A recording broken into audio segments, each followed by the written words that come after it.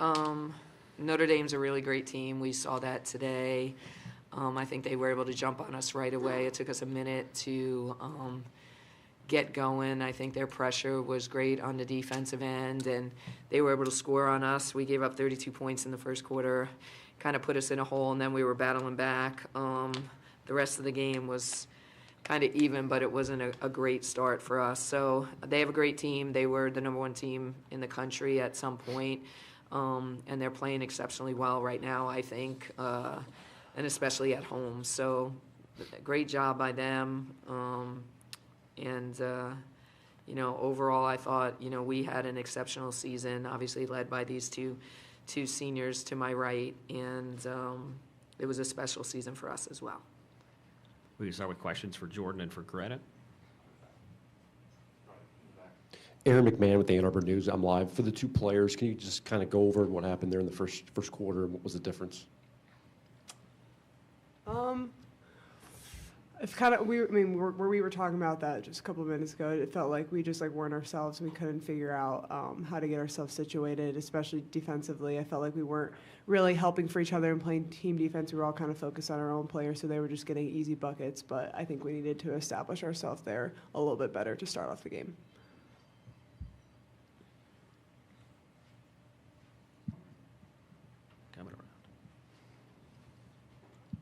Sam Gibson, Michigan Daily. Jordan and Greta, just what are you guys thinking right now? Where are your heads at?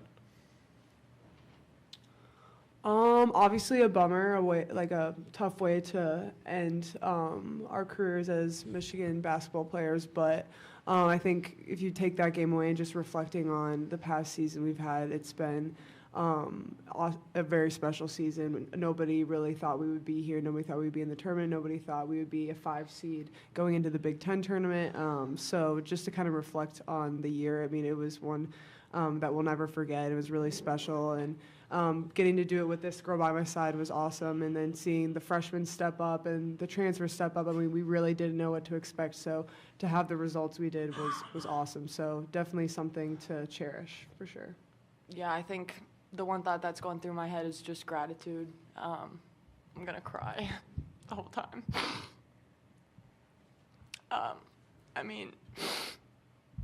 The fact that Coach took a chance on me after I decommitted from Rice, and she didn't know what I was going to look like for 4 years, but she knew I was going to continue to get better. Just so grateful that she called me that day when I decommitted, and that I was able to come here and put the Michigan uniform on and learn from some of the best people that I've ever interacted with, whether it's the coaching staff or my teammates or just the people at Michigan. So I'm just so thankful for this experience, and Michigan is the best place on earth, and I will be an advocate for it till the day I die. Jordan Klein, the Michigan Daily. Jordan, Greta, for either of you guys. What was your guys' mindset and message to your teammates after that first quarter to try and keep your heads up and get you guys back in this game? We had seen, other teams, whether it's in the tournament or in the regular season. Even there was a Florida State earlier this year. They were down 19 in the first quarter. We've seen it before where teams can come back. So just, we've been in that position before. We were down and we came back. So just letting them know to not get discouraged, stay with it, chip away, get back into it. We always kind of give ourselves a goal, let's get it to, let's cut it to this lead by this time in the game. So just to stick with it. You never know what can happen in these games, but obviously we couldn't chip away enough. And they're a good team. They were very consistent throughout the game. So yeah. And was there anything in particular they were doing that made them hard to stop?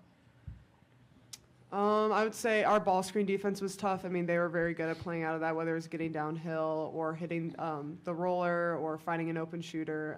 I feel like we struggled, and me in particular struggled to guard the ball screen defense. But and one-on-one defense, they're all very crafty players. That's what they want to do is go one-on-one. So we weren't really able to contain them very well. Megan Smith, Hoops. How do you two feel that you've grown this year, not just as basketball players, you've both reached career highs in every category, but off the court as well? Yeah, I think our leadership took strides this year. I think off the court we grew closer to each other than we thought we would. But just as people, I think our character grew and our resilience and perseverance through what we went through last year. There's just so much to take away that I can't even think through all of it right now because this year held so many great moments and so many great learning lessons throughout the games and the practices and everything in between. So, I mean, we'll cherish what we learned, and I think we'll be able to use a lot of it in our lives following. For the both of you, you played alongside 3 very productive freshmen this year. Have you thought about what the future looks like with those 3? Yeah, we were just talking about it in the hallway. I mean, it's up. They could do whatever they want. Like, I don't even know. Like, they could go to a Final Four. They will go to a Final Four, and they will go and win the Big Ten championship. Those 3 are incredibly special, and the experiences that they got this year will carry with them to the next 3, and they will be able to learn from this. And just they're so talented, and they taught Greta and I so much this year. So we're really grateful for them and how they showed up. And yeah, they will be a special group for the next 3 years to come. Any further questions? Thanks so much, Greta. Thanks so much, Thank you. Jordan.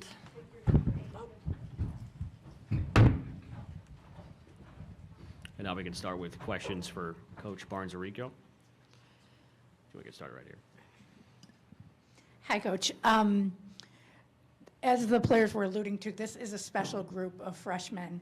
And what do you take away? What do you think they take away from this game that's going to prep them for next year and beyond?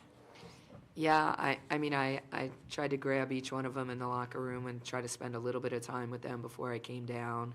And I've tried to do that really with Mila all year long because she's so hard on herself. But can you imagine being a freshman point guard that has led our team to this point and having to play against, Olivia Miles and Hannah Hidalgo? That's a heavy load, and she puts so much of it on herself. And I've said to her many times, like, we have to go through this. As painful as it is, you have to go through this and understand what it takes. I mean, Olivia Olson, for us, had a chance to go home last week to watch her high school team win the state championship. And she's like, oh, my gosh, Coach, I was watching practice, and I felt like they were so slow and the pace was so slow. I said, yeah, that's 1 year here and how drastically it's changed. You just came from that not long ago to now being on the biggest stage of your life. So I think, they've embraced it. They've done extremely well with it. They have to have these experiences to learn from them. But they're so competitive, and you saw that tonight from all 3 of them. Sila, I was really proud of her because her voice and her leadership really shined tonight, and it really came out when we were in tough spots. And I think, Notre Dame really keyed on these 2. It was a really challenging matchup for us. This year we've been able to put Greta on the other team's post player, and Notre Dame didn't really have a back-to-the-basket post player, and from a defensive perspective that, she wasn't able to always do offensively what she is able to do against other teams' big post players. So, they really keyed on them, and then you saw our freshmen really, step up and take that load and handle that load, and, Sila's presence was felt throughout the whole gym, and I was proud of the way that they handled themselves, and it's compliment to these guys who have shown them that leadership and that culture through the whole season. But yeah, they were amazing. They did a great job tonight. And then the environment today was just fantastic. Are you hoping to get more games? Are we going to get to see a home and home maybe on the schedule? The environment was great. I've been here in years past. It was really nice when we were here during COVID because I think we won and there were no fans in the stands. So I do recall that day. It's such a challenge in women's basketball. Someone asked me yesterday, do you prefer to have, the home court, or do you prefer for it to be opened up? And our game's growing, and I guess we'll see what the next few years are in terms of the NCAA tournament. It's so wonderful when you can host and have your fans like this, but it's so incredibly challenging for the opponent. Who knows? You'd just love to face somebody on a neutral court in this type of environment. But moving forward, I actually think there is something in the works. I'm not even sure if it's on either one of our home courts. I think there's something in the works, where we would have an opportunity to play against each other again. Sam Gibson, Michigan Daily. Coach Ivey just referenced that three-point defense was a big part of their game plan. How quickly did you notice that was something they were emphasizing, and just how did you talk about what made that so effective for them? I think their personnel really made it effective. That's kind of what I was alluding to before. You know, we're always able to pick on the other team's post player from a defensive perspective. It's in our game plan every time, and you guys have watched us all year. Like, we try to put them in screening actions. We try to pick on them. They didn't have really a post player. I mean, King was phenomenal tonight, and Westbelt is so experienced. And even when they did get stuck on anything, they switched. We had a lot of slips. I don't know if you guys saw the slips for layups. We hit a few of them. We missed about 75% of them. Here's the other thing with the young team. Our prep from winning that game the other night against a really great team to today was not as long as that youth needs. Like, we could have used a lot more reps. Okay, when they take this away, when they jump this, what are you seeing? What how are you seeing these slips? What are your reads? You know, and a lot of times we are our best when we have time to prepare. And we played a lot of minutes the other night, and we needed recovery. So our prep time wasn't as much as, I would have liked, but it is what it is. Welcome to the NCAA tournament. In the Big Ten tournament, we did a great job of it. But it's all about matchups. At this point, what are your matchups? And defensively, they really owned that matchup on us. It's a matchup that we really haven't faced all year long. We're the five guards.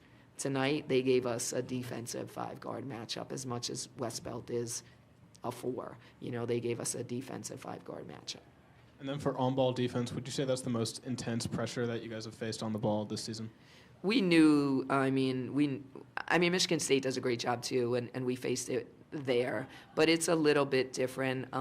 Hidalgo is one of the best in the game. She has the quickest hands of anybody I know, and she just wants the ball. So I feel like she gambles a little bit, but she's so quick and crafty that she gets away with her gambles. So you just needed to really be strong with the ball. I thought we got hit 2 times early, or the ball knocked out of our hands, I should say, 2 times early.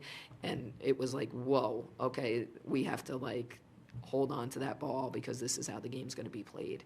So it took us a second to adjust to that, which, with our young kids moving forward, they'll be better at.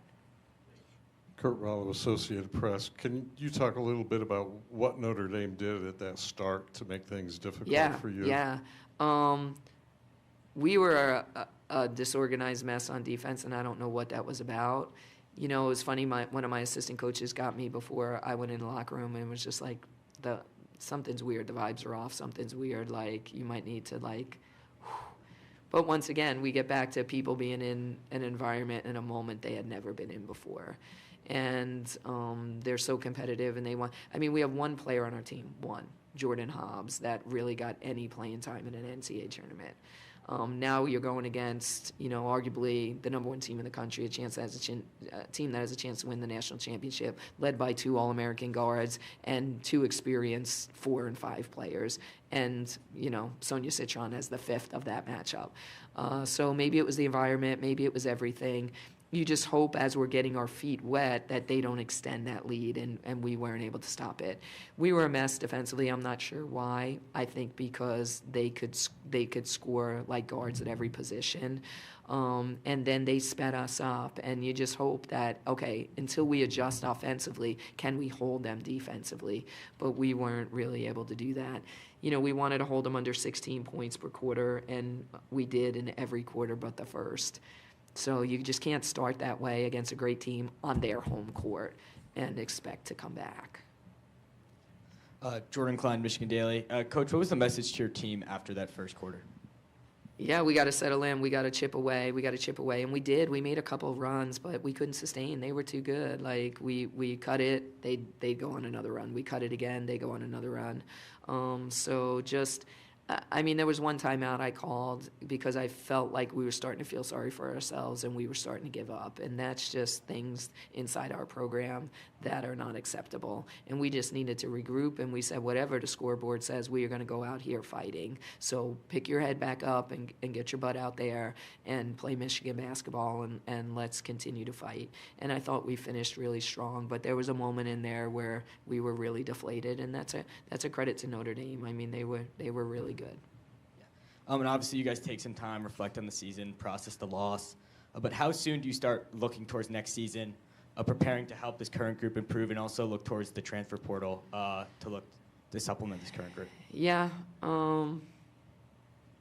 don't know. Yeah, that's a lot of questions right there. Right after this game, so I'm just gonna get on the bus and take one last trip this season and ride home with our team and love up on them a little bit and just remind them how proud I am of them, and then we'll figure all the rest out tomorrow. Time for one more question. Megan Smith, Hoops. From that first game this season against South Carolina, you know, your freshmen are scoring 20 points, and then game now in a tough environment. I mean, Olivia's scoring 20, Silas scoring 17. You know, how proud of you are those two, especially of the freshman class, to be able to have these big performances on this big a stage? Yeah, I mean, that's pretty insane, and that's why I was trying to, you know, encourage them, and they have to, now they know, they have a taste. They have a taste. I mean, I would, you know, pin this up behind your pillow and, you know, right next to your bed and look at it every day and have it be motivation for us next year, because they just got their feet wet on a really big stage and they really performed at a high level. And then just, did you have any sort of message to Jordan and Greta after the game? I know you have a really close relationship with both of them. Yeah, I mean, that's a tough one. It's a tough one. I think, you know, Jordan is so competitive. Like, I couldn't even give her a hug when I took her out because she's so enraged that we lost the game that she just runs to the end, and I don't think it even hit her until she got into the locker room. I mean, you've heard the story all year long, like, in the changing of landscape in college athletics being what it is in the age of the transfer portal, when we were hit hard last year, she was the first call, and her parents were the first call, and they said, we want hard, like, let's go.